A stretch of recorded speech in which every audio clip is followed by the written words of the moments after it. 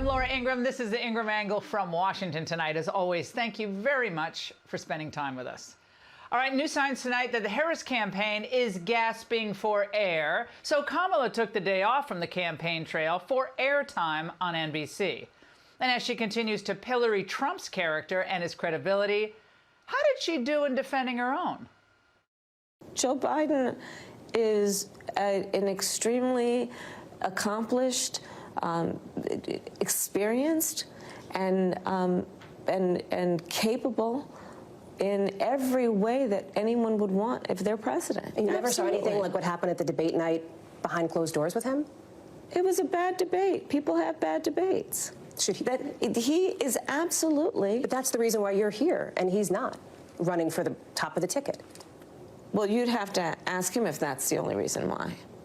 What do you think? I am running for president of the United States. Joe Biden is not. It's a judgment question. That's why I ask. Can the American people trust you in these moments, even when it's maybe uncomfortable for Americans to level with Americans in that way? I speak with not only sincerity, but with a real firsthand account of watching him do this work. I have no reluctance in saying that. No, of course I don't. She's so indignant every time she's asked a logical question. You're questioning Donald Trump's credibility. You're claiming he's exhausted. And then you're making that ridiculous point about Joe Biden. None of it adds up. And that took her all day to prepare for. No wonder she's losing support, even among traditionally Democrat voters, I may add. Which brings us to He Se Puede. That's the focus of tonight's angle. Doesn't it seem like yesterday, Chicago, the DNC, all that joy, all that excitement? In our community, we have a saying, si se puede, which means yes. It means yes, we can. But tonight, I'm here to tell you, yes, she can. So we're going to say she se puede. When somebody says, is she qualified for the job? We're going to say she se puede. When somebody asks, is she going to be the first female president of the United States? We're going to say she se puede. She se puede. She se puede. But there is growing evidence tonight that for Kamala and the Hispanic vote, it's no se puede. A new USA Today Suffolk poll shows that Latino voters now prefer Trump over Harris by 11 puntos, 11 points. But how can this be? Because the D.C. establishment for years had warned conservatives that their tough stance on border enforcement, ending birthright citizenship, that would destroy its chances with America's fastest growing demographic group, Hispanics. No one has come up with a mathematical route to the presidency that allows you to have that kind of negative number with Latino voters. Instead, what he's doing is actively repelling those people, actively making those people not want to vote for him. I've been talking to communities across the country for the campaign, especially Latino communities. I have reminded them about what we experienced for 4 years under Trump. We know that Trump and the GOP has abandoned Latino voters. That could be my favorite montage of the week. And we've had a lot of good montages. All right, but it turns out all those years ago, Trump and a few of us were 100% correct. And the D.C. swamp, the Chamber of Commerce crowd, all the media types, they were wrong. Hispanic voters, we insisted, wanted a strong economy.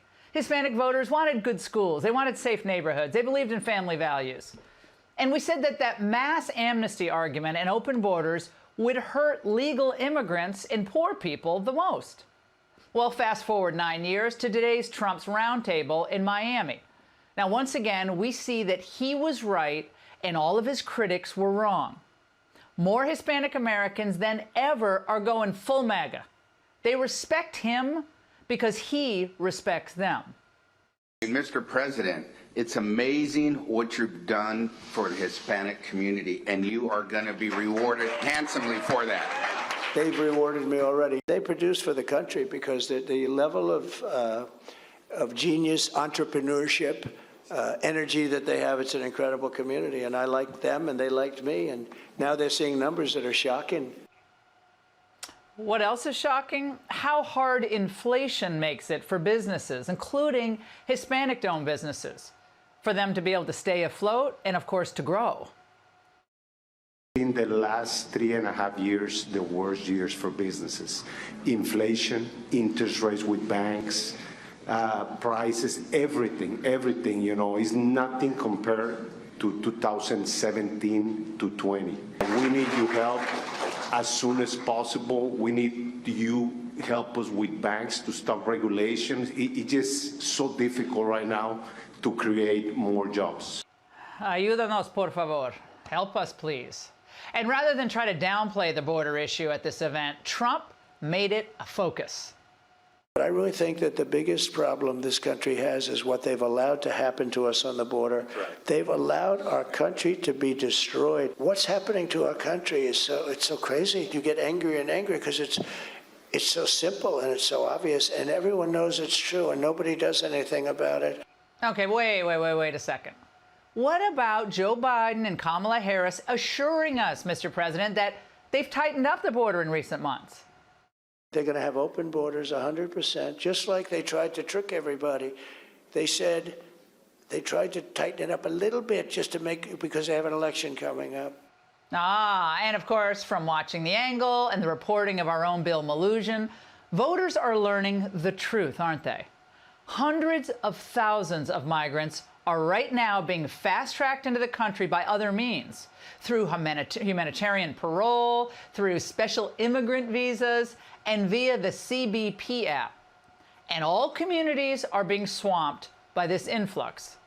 Local budgets, they're under strain by migrants who need schooling, they need housing, they need health care. And for all the women out there who are all in for Kamala, perhaps just for a moment, consider what her border policies are doing to young women and girls. Fox confirming that the suspects arrested in Florida in connection with the sex trafficking of a 15-year-old girl were in the United States illegally. These people should have never been in this country. This should have never happened. And we see this all the time. We've had 4 incidences in Palm Beach County involving illegals that came across the border, should have never been in this country, and committed crimes. A great interview by Martha McCallum. And Harris has let him in and hope for the best approach to the border. That has facilitated the largest child sex trafficking operation the world has ever seen. How's that for girl power? And of course, Hispanic girls are often the victims here. And Hispanic voters know this. But rather than focus on ending this madness, protecting our own people, and protecting the migrants, Democrats try to make Trump out to be the villain here. It's his same old con. His same old con.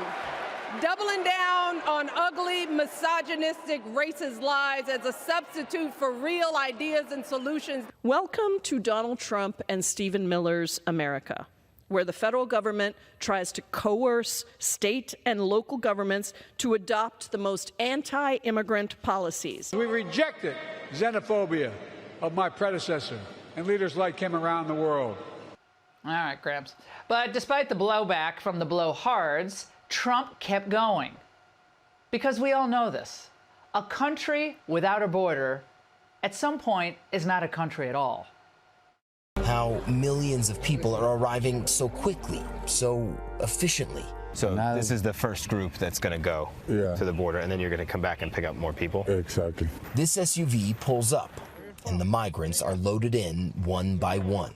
Every inch of space taken. Every week, we get like more than 200, 300.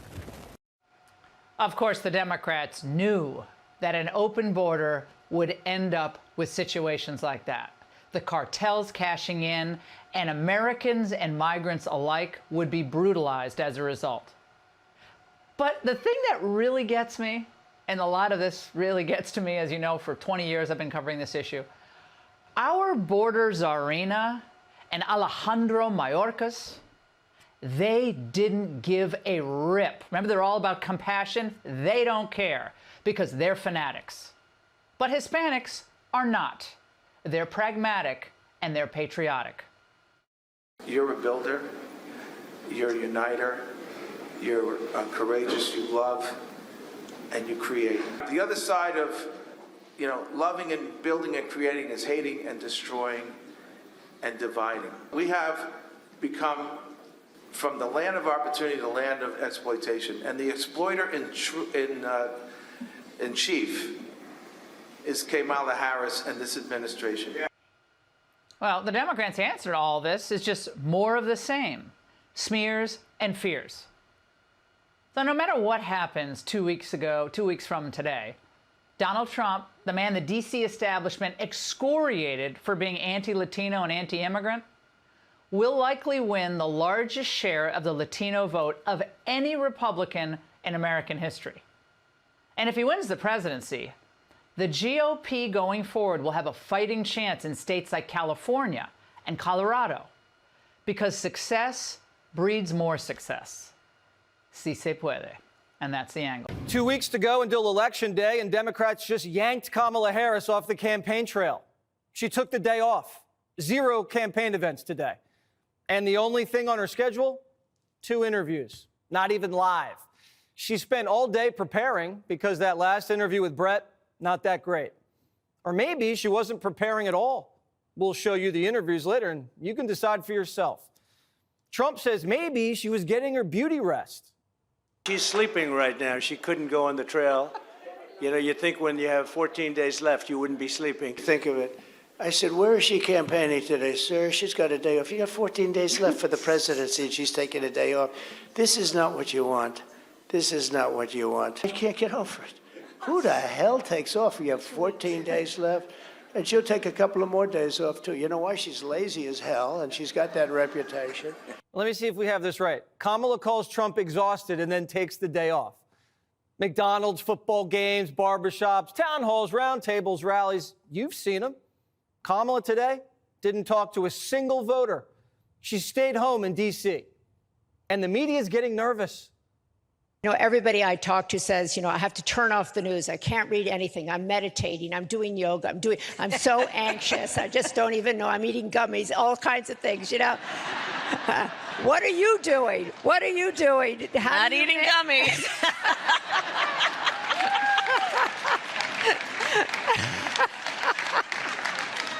Okay, we got that clear. All right, no gummies. Maybe she spent the day doing yoga. Because if she was preparing for the NBC interview, didn't look like it. You never saw anything like what happened at the debate night behind closed doors with him? It was a bad debate. People have bad debates. He is absolutely... But that's the reason why you're here, and he's not running for the top of the ticket. Well, you'd have to ask him if that's the only reason why. What do you think? I am running for president of the United States. Joe Biden is not. And my presidency will be about bringing a new generation of leadership to America that is focused on the work that we need to do to invest in the ambitions and aspirations of the American people. It's a judgment question. That's why I ask. Can the American people trust you in these moments, even when it's maybe uncomfortable for Americans to level with Americans in that way? So that's why I ask. And it sounds like what you're saying is you feel like you never saw anything like that from President Biden. I have worked with Joe Biden, hours and hours and hours over these 4 years, whether it be in the Situation Room or the Oval Office. I speak with not only sincerity, but with a real firsthand account of watching him do this work. I have no reluctance in saying that. No, of course I don't. Kamala's trapped because if she says she noticed Biden's decline, she's guilty of a cover-up. But if she says she didn't notice, everyone knows she's just a liar. So she's a liar either way. And then she said the American dream was dead. Are the last 4 years an obstacle to you in this race? Here's how I look at it. First of all, let me be very clear. Mine will not be a continuation of the Biden administration. I bring my own experiences, my own ideas to it, and it has informed a number of my areas of focus, most of which are, on, to your point, lowering costs. I am traveling the country. I am very clear. Cost of groceries still too high. The voters know it. I know it. So part of my plan includes what we need to do to bring down the price of groceries, including the work I will do dealing with price gouging, something I dealt with when I was Attorney General, something I will deal with going forward. Cost of housing. You know, I'm speaking with people of every background in every area of the country, of every age. And, you know, the idea of the American dream was something that previous generations could count on, not as much anymore. So the other week, she said she couldn't think of anything she'd do differently than Biden. And now she says her administration wouldn't be a continuation. Okay, if Kamala had ideas about bringing prices down, why didn't she share them with Biden? Why'd she tell us Bidenomics was working? None of this makes any sense. Where'd happy Kamala go? President, do you think she doesn't look like she's enjoying running for president? She definitely wasn't ready to run for president. Yesterday, she said, guys, you're scared, and so am I. If I can just speak to what people are feeling. We cannot despair. We cannot despair. And I say do not despair because in a democracy, as long as we can keep it in our democracy, the people, every individual has the power to make a decision about what this will be. And so let's not feel powerless. Let's not let and I get it, overwhelming nature of this all, make us feel powerless, because then we have been defeated. Is that the saddest looking town hall you've ever seen? Democrats are starting to ask, what if Joe Biden was the better candidate all along? They want a coup do-over. Kamala Harris is not a godsend, all right? You people didn't even like her 6 months ago. Now all of a sudden, she's black female Jesus, the way Obama was black Jesus. And let me tell you something. He had a lot more going for him than Kamala Harris does. And not just as firsts go, but his type of campaigning, his type of persuasion, his charisma. So while Harris takes the day off from campaigning, the real Messiah is filling her shoes or heels. Barry went to Wisconsin and Michigan today, but he sounded bitter. Real strength's about working hard. Real strength's about taking responsibility for your actions. Real strength's about telling the truth, even when it's inconvenient. Real strength is about helping people who need it and standing up for those who can't stand up for themselves. That's what we should want for our daughters and our sons. That's what I want in the President of the United States. Yeah, he has a guilty conscience after shivving Scranton Joe for a woman who can't even tell you what a woman is. They're even dragging Michelle, kicking and screaming, out of her Hawaiian mansion to say this is the second time she's proud of the country. Where's Michelle been since the convention? If democracy was really on the line, shouldn't Michelle be living in the battlegrounds instead of Honolulu? Every musician is now being ordered to campaign for Kamala. After Usher, Lizzo, Stevie Wonder, the Harris campaign's bringing out Bruce Springsteen for a concert series. Oh, and Barack's bringing out Eminem in Detroit. Eminem endorsing Kamala. Does somebody have something on him? Earlier in the day, actor Bradley Whitford from The West Wing put on quite the performance. What's up, Mad City? 65,000 rape victims. He was laughing. He was laughing. Misogyny is at the reptilian brainstem of white Christian nationalism.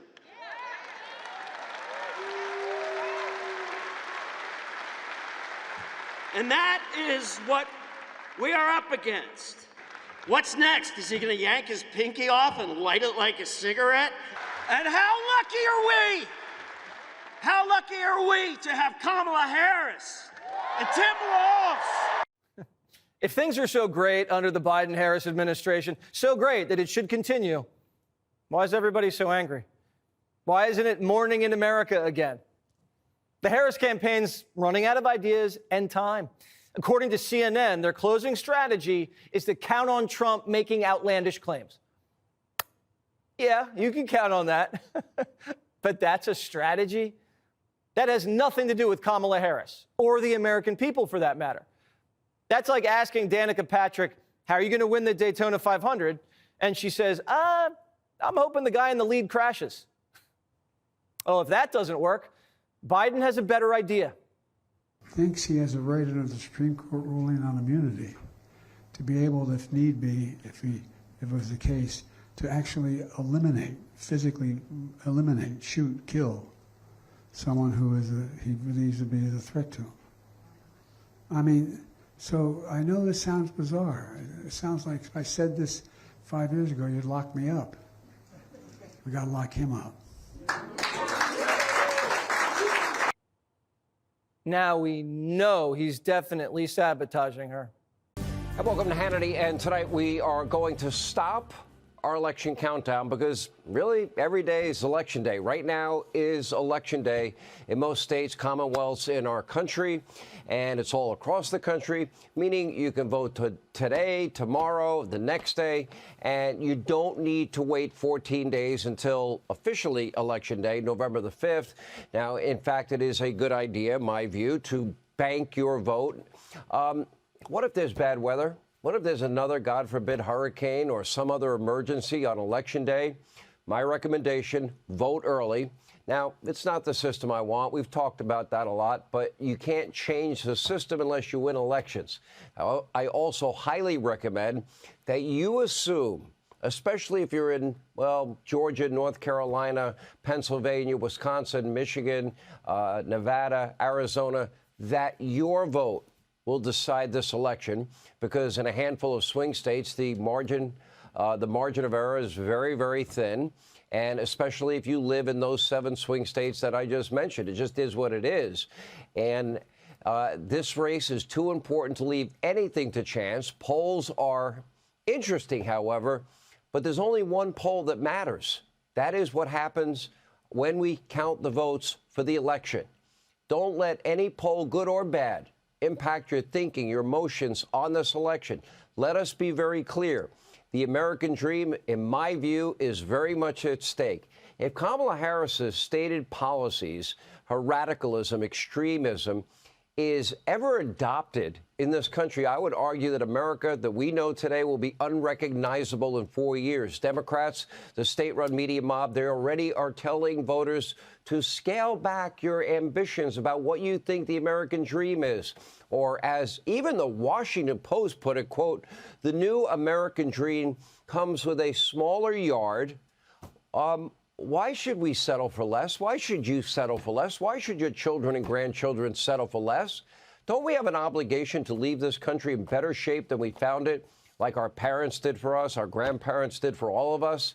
You know, this kind of negative thinking has been around since Jimmy Carter was encouraging Americans to turn down their heat in the winter, put on a sweater, suffer in silence. Now, coming up, we're going to show you how the Harris campaign is now trying to normalize sky-high inflation, higher taxes, rising crime, mass illegal immigration with free sex change operations. But we begin with some good news. We do look at some polls, but again, don't let it impact you. The new USA Today Suffolk University poll has Donald Trump up by 11 points with Hispanic Americans. Now, Trump lost this growing demographic by 11 points in 2020. That's a 22-point swing, but as always, caution. Remember that red wave in 2022, the one we thought was coming, never materialized. And according to the Atlanta Journal-Constitution, fewer than 3 in 10 men in Georgia are supporting Harris. Donald Trump is up by 4, according to the AJC. And meanwhile, early voting has been better than expected for the GOP. But don't take my word for it. Here's left-leaning journalist Mark Halpern. Listen closely. If the early vote numbers stay the way they are, and that's a big if, we'll almost certainly know before Election Day who's going to win the election. We're going to talk a lot about that. The reasons why Democrats might be underperforming, the prospect that they'll recover. But again, make no mistake, if these numbers hold up in the states where we can understand even partially what the data is like, we'll know that Donald Trump's going to be president on Election Day. Mark Halpern's a pretty smart guy. According to fake news CNN, the Harris campaign is now, quote, jittery. Meanwhile, NBC News reporting that campaign officials, they are worried that Michigan and/or Wisconsin will fall and that North Carolina is now slipping away for the Democrats. But today, shockingly, Kamala Harris, he took the day off. She kind of took it easy with just, 14 days until the official election day, although every day is election day. She didn't have a single rally. And now Donald Trump, rightly accusing his opponent of being, well, lazy as hell. Take a look. We're in a race with some very sick people. They're liars. They just lie. They lie about everything. And I was going to hit her really hard on the trail today, but now I don't have to because she's off. She's off. No, I can't get over it. Who the hell takes off? We have 14 days left. And she'll take a couple of more days off, too. You know why? She's lazy as hell, and she's got that reputation. She's a radical left lunatic. Donald Trump, he was in Florida today meeting with Hispanic business leaders. On Friday, he will sit down for one of the most popular podcasts in the country, the Joe Rogan Experience. You don't want to miss that. We'll have highlights on Friday night. And tonight, Democrats, they're just in a state of utter panic. No other way to describe it. They can't run on Kamala's terrible record or extreme beliefs, so they're going, well, repulsively negative. And now the smears, the slander, the besmirchment, the outright fear-mongering, it's never been worse. And I've been doing this a long time. Earlier tonight, President Biden accused Trump of wanting to shoot and to kill his political opponents and seemingly vowed to lock him up. Take a look. This is a guy who also wants to replace every civil servant, every single one. Thinks he has a right under the Supreme Court ruling on immunity to be able, if need be, if it was the case, to actually physically eliminate, shoot, kill someone who he believes to be a threat to him. I mean, so I know this sounds bizarre. It sounds like if I said this 5 years ago, you'd lock me up. We got to lock him up. Politically lock him up. Lock him out. That's what we have to do.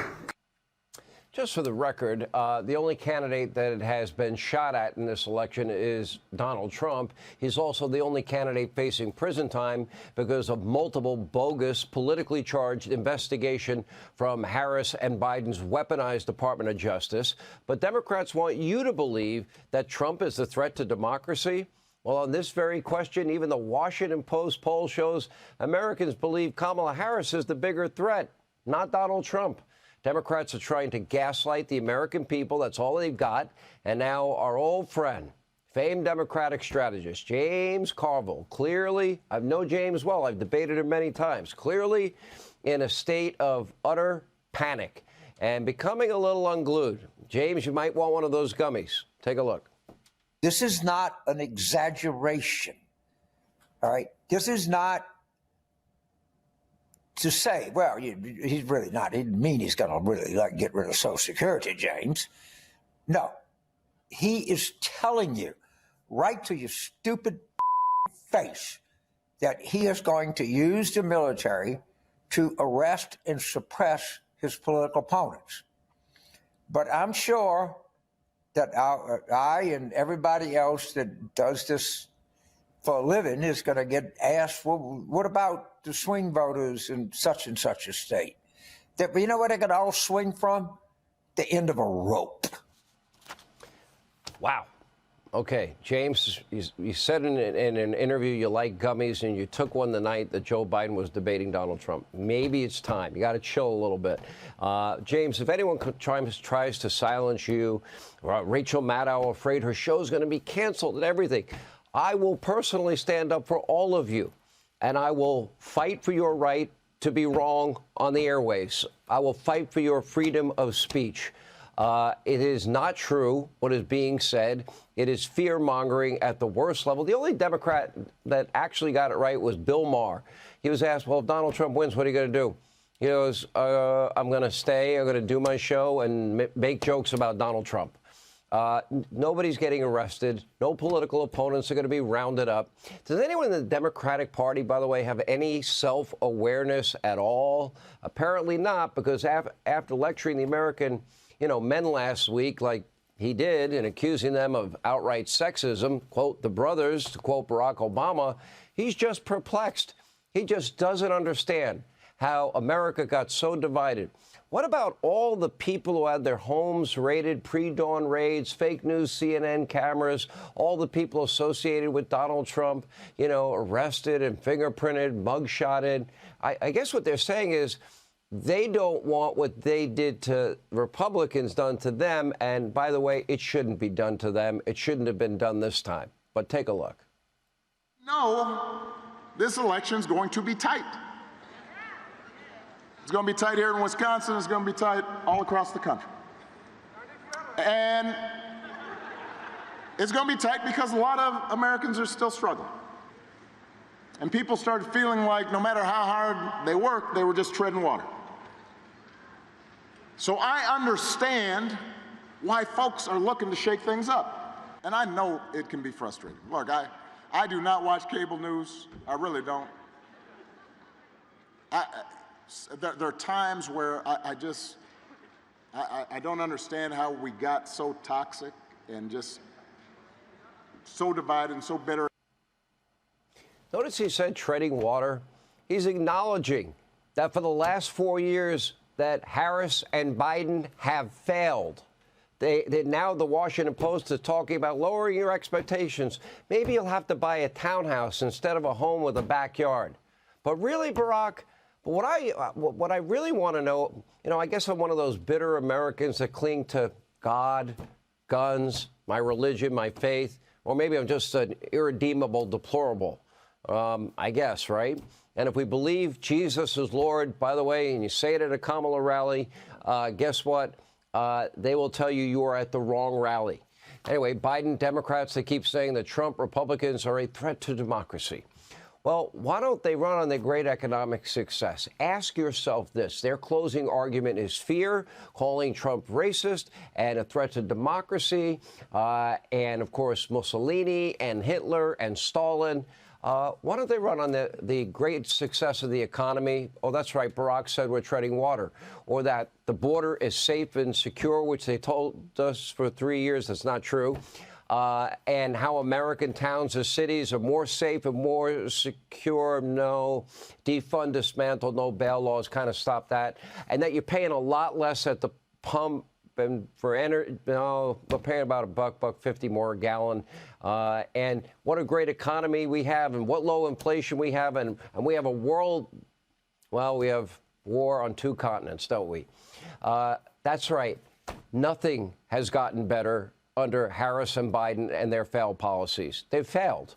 Americans are suffering. It's an obvious time for change, and that's why we see nothing but smears and slander and besmirchment and character assassination from the left. In fact, Democrats and their friends in the state-run media mob, they have compared almost every Republican to every evil, you know, leader in memoriam from Hitler, Stalin, Mussolini, and on. And don't even get me started on the Russia hoax and the left's love of censorship in this country. Many on the left are even hyper-partisan when it comes to trivial matters. Now, this week, the New York Times bashed Trump for not properly preparing French fries during his stop at McDonald's. And on TV, the hysteria was worse. Whoopi's upset that he didn't wear a hairnet. Take a look. Forever he was saying she never worked at McDonald's. He never. Right. So now he took himself to McDonald's. That was McDonald's that was closed, and he wasn't wearing a hairnet, which really bothered me. Yeah. No net, really? I don't want your French fries. She actually worked in a McDonald's. She didn't go and pander and disrespect McDonald's workers by standing there in your red tie and take a picture. He worked briefly as a fry cooker, without a hairnet, I might add. Oh, like he carried weapons in a war zone that he never went to, and that he was a head coach, but he wasn't, and that he said he had one rank in the military that he never achieved. We still don't have an answer to a pretty important question.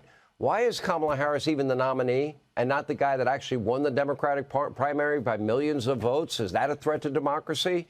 Tonight, during an interview, Kamala still could not answer that question. Take a look. Can you say that you were honest with the American people about what you saw in those moments with President Biden as you were with him again and again, repeatedly in that time?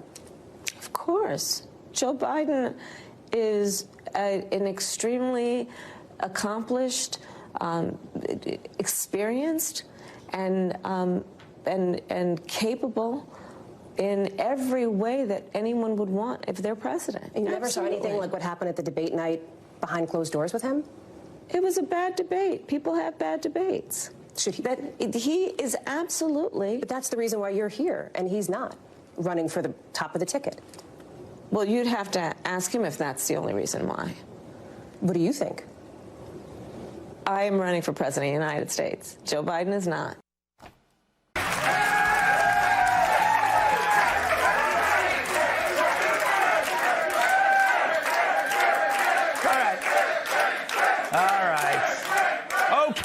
Okay, you can come over later.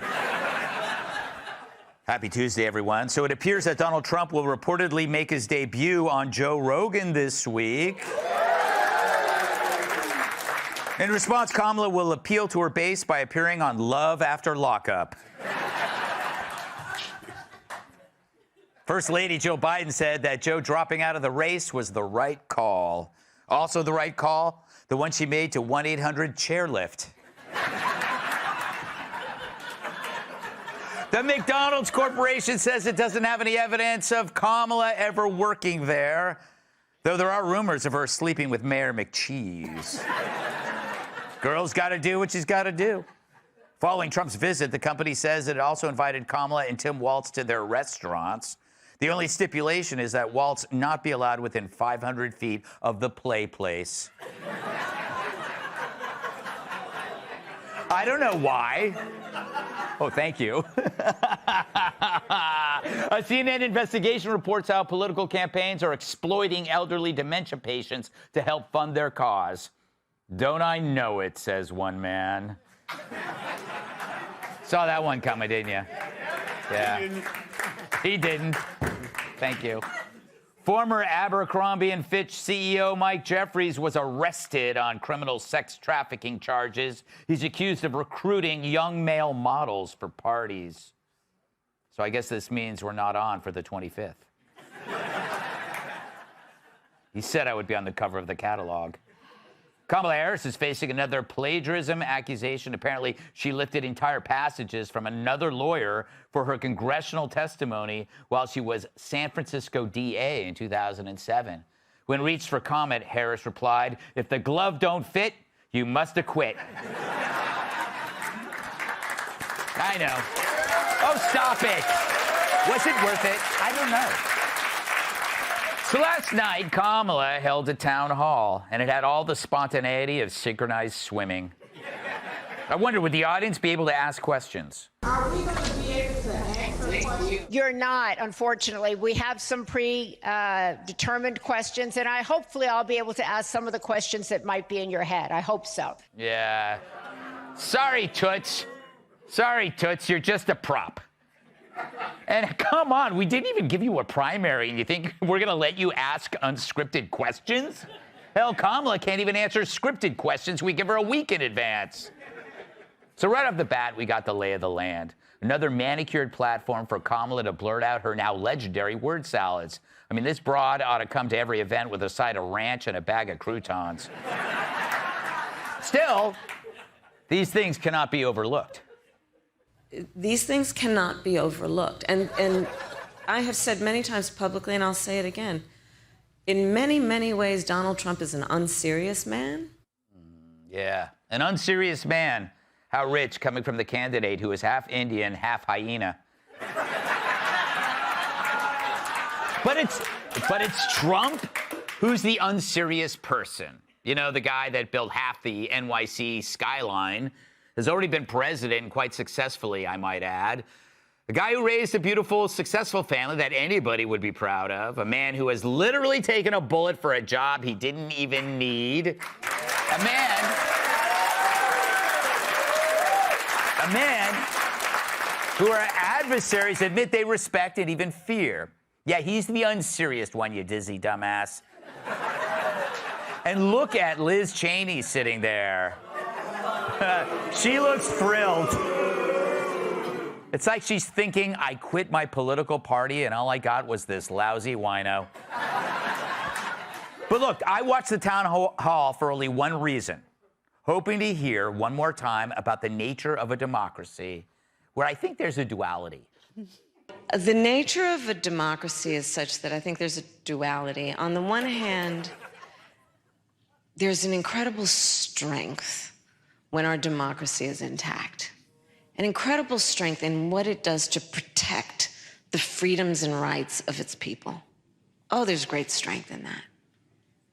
And it is very fragile. It is only as strong as our willingness to fight for it. Oh, I never get tired of hearing that. And she never gets tired of saying it. You know, I think that there's a duality to the nature of democracy. When it's intact, oh, it's so strong in its nature. And it is very fragile. There's a duality to the nature of democracy.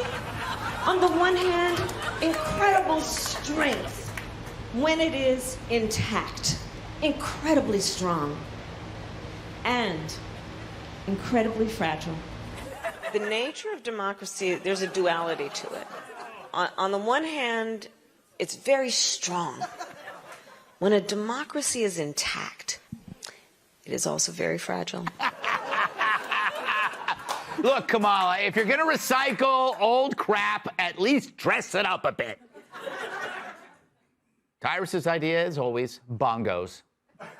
The nature of a democracy is such that I think there's a duality. On the one hand, there's an incredible strength when our democracy is intact. An incredible strength in what it does to protect the freedoms and rights of its people. Oh, there's great strength in that. And it is very fragile. It is only as strong as our willingness to fight for it. Yep.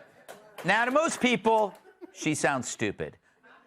But is she really? Jim Garrity at National Review suggests maybe she isn't. He says the caricature of Kamala Harris as a bumbling dunce makes it easy to underestimate her. It's kind of like how you root for Jesse Waters despite his glaring incompetence. I mean, look at that. Jim also claims that her skill is really getting Democrats emotionally invested in her. It certainly worked with Willie Brown.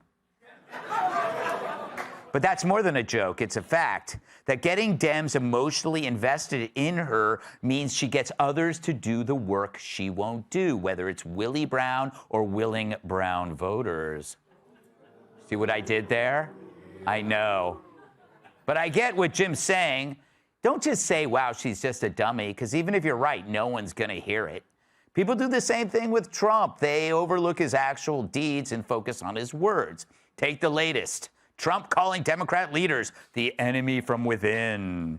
Congressman, do you consider Adam Schiff and Nancy Pelosi to be the enemy from within? Trump doubled down on his Hitler talking points about the enemy from within. Donald Trump repeatedly referred to prominent Democrats and others on the left in the United States, American citizens, as, quote, the enemy from within, unquote. Donald Trump has been given opportunity after opportunity to either downplay or clarify his comments about what he called the enemy from within. A major party candidate, calling his political opponents, quote, the enemy within.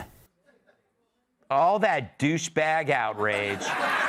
Even though Democrats not only said the same thing about enemies within, but they actually acted on it.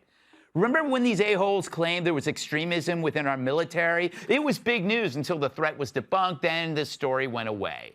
Or what about the scourge of white privilege and systemic racism that labeled the majority of people, again, within the country, as oppressors and in need of serious re-education that gave us a divided country, DEI, and a ton of terrible Disney movies? And don't ever forget what they did to anyone during the pandemic who dared to question their BS policies and their lies. So save your outrage. Trump calling Pelosi and Schiff the enemy within is peanuts compared to calling tens of millions of Americans the enemy from within. Hell, you even jailed a bunch of them while letting actual enemies from within, murderers, arsonists, and rapists, go free, which created a new demand on the American public. We now must be diligent all the time.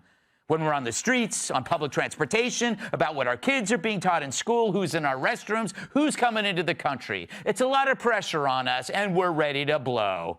So that's why the town hall had to be orchestrated. You can't have ordinary people asking a phony candidate questions about the last 4 years. It had to be stage managed, just like it was the last 4 years. Because if you knew the truth, then you'd see the enemy within in all its glory, and you toss it out on its lying ass.